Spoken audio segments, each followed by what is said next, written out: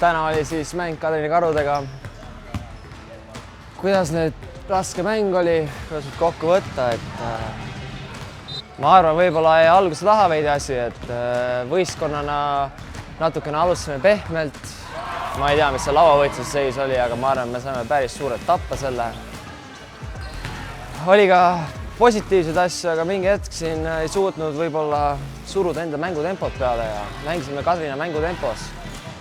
Et Kadrinale meeldis kaitses seista ja meil jäi pall seisma ja jooksis veidi rünnak kokku ja aga me tegime ise ka päris palju lollused, et on kuhu areneda, ütleme niimoodi. Selles suhtes, aga mis siin ikka, et üks võit, üks kaotus, päevad pole vennad.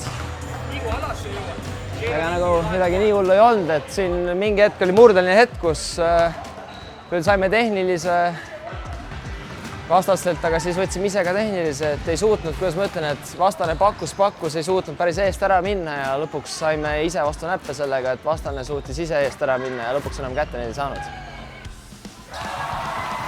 Olenemata sellest, et mängu lõpuks tabloo peal kaotusenumbrid on, ma arvan, et see oli meile nagu väga õpetlik mäng, et me saime hooaja alguses kohe niisuguse võistkonna vastu mängida, kes mängib agressiivset kaitset ja kes käib kõvasti ründelauas, et see näitas meile need murekohad ära, et kui vastane ikkagi avaldab survet ja ei lase meil nii liikumisi üles võtta, siis meil tekib probleeme. Et peame selle kallal vaeva nägema ja ma arvan, et see on parem praeguses hooaja staadiumis selline hea mäng saada, kui hooaja kuskil sellisel perioodil võib-olla, kus ei oskaks nagu oodata. Kui nüüd statistiliselt vaadata, siis vastased võtsid 21 ründelauda, et see on nagu natuke palju, et eks me tundsime Rannarist ka täna puudust, kes ei mänginud. Samas meil oli küll Jalmar tagasi ja meil oli tagaliinis rohkem jõudu, et me saime seda mängurünnakut rohkem kerida.